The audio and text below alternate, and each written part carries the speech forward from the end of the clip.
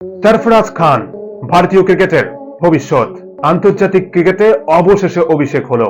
ইংল্যান্ডের বিরুদ্ধে তৃতীয় টেস্ট ম্যাচে অভিষেক হয়েছে ভারতের দুই নতুন তারকা ব্যাটসম্যানের, ধ্রুব জুরেল উইকেটকিপার ব্যাটসম্যান এবং সরফরাজ খান বছরের পর বছর ডোমেস্টিক ক্রিকেটে পারফরমেন্স করেছেন, কিন্তু ভারতীয় দলে সুযোগ পাচ্ছিলেন না।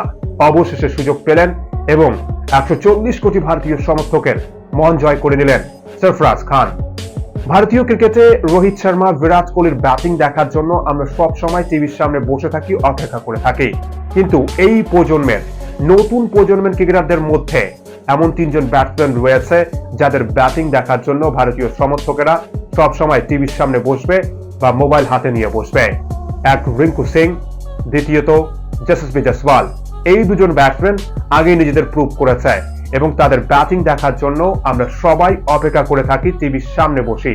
এবং অন্যদিকে আজকে অভিষেক হলো সরফরাজ খানের। দুর্দান্ত ব্যাটিং করেছেন, অভিষেক ম্যাচেই অর্ধশত রান করেছেন, 62 রান করেছেন 66 বলে। এই সরফরাজ খানের ব্যাটিং দেখার জন্য টিভির সামনে বসতে হবে ভারতীয় ক্রিকেট প্রেমীদের। দুর্দান্ত ব্যাটসম্যান। এই ম্যাচে ক্যাপ্টেন রোহিত শর্মা এবং রবীন্দ্র জাদেজা দুজনেই 100 রান করেছেন। 131 রান করেছেন ক্যাপ্টেন রোহিত শর্মা এবং দিনের শেষে ভারতীয় ক্রিকেট টিম 326 রান করেছে 5 উইকেটের বিনিময়ে। 110 রান করে দিনের শেষে নট আউট রয়েছেন রবীন্দ্র জাদেজা। কিন্তু তৃতীয় টেস্ট ম্যাচে আমাদের শুরুটা মোটেও ভালো হয়নি। 33 রানে আমরা 3 উইকেট হারিয়েছি। আমাদের ওপেনার যশস্বী জয়সওয়াল দুর্দান্ত ফর্মে ছিলেন, কিন্তু এই ম্যাচে তিনি মাত্র 10 রান করে মার্ক উডের শিকার হয়েছেন এবং 3 নম্বরে ব্যাটিং করতে নেমে শুভমান গিল 0 রান করে আউট হয়েছেন। আবার তিনি ব্যর্থ হলেন। বডি ল্যাঙ্গুয়েজ দেখে বোঝাই যাচ্ছে যে তিনি পারফরমেন্স করতেই পারবেন না। প্রায় 13-14 ইনিংস পর তিনি 7 রান করেছিলেন দ্বিতীয় টেস্ট ম্যাচে, কিন্তু তৃতীয় টেস্ট ম্যাচের প্রথম ইনিংসে আবারও তিনি ব্যর্থ হলেন। 0 রান করে আউট হয়েছেন শুভমান গিল। রজত পাটিদার 4 নম্বরে ব্যাটিং করার সুযোগ পেয়েছিলেন, কিন্তু রজত পাটিদারও ব্যর্থ হয়েছেন এবং 33 রানে আমরা 3 উইকেট হারাই। এই ম্যাচে আমাদের দুজন ব্যাটসম্যানের অভিষেক হয়েছে, সরফরাজ খান এবং ধ্রুব জুরেল। তাই তো 5 নম্বরে ব্যাটিং করতে দেখা গেছে এই ম্যাচে রবীন্দ্র জাদেজাকে এবং চতুর্থ উইকেটে ক্যাপ্টেন রোহিত শর্মা নিজে দায়িত্ব নিয়ে এবং রবীন্দ্র জাদেজা দুজনে মিলে 204 রানের পার্টনারশিপ করেছে এবং ভারতকে চাপ মুক্ত করেছে এই ম্যাচে।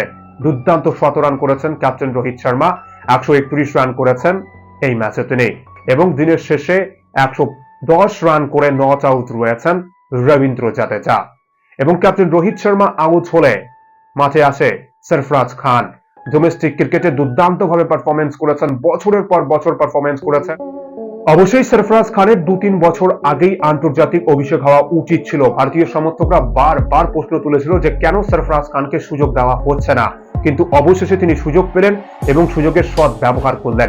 48 বলে 50 রান করেছেন, দুর্দান্ত অর্ধশত রান করেছেন এবং শেষ পর্যন্ত তিনি দুর্ভাগ্যবশত রান আউট হয়েছেন এবং 66 বলে 62 রানের দুর্দান্ত একটি ইনিংস খেলেছেন। কিন্তু একটা কথা জোর গলায় বলতে পারি আমরা যে মিডল অর্ডারে সরফরাজ খান এবং ঋষভ পান্ট যখন ব্যাটিং করবে তখন ভাবতে পারছেন কতটা ভয়ঙ্কর হবে ভারতীয় এই ব্যাটিং লাইন আপ। এবং সরফরাজ খান যেভাবে ব্যাটিং করছে, ভারতীয় ক্রিকেট প্রেমীরা অবশ্যই সরফরাজ খানের ব্যাটিং দেখার জন্য টিভির সামনে বসবে বা অনলাইন কোনো প্ল্যাটফর্মে দেখবে সরফরাজ খানের ব্যাটিং।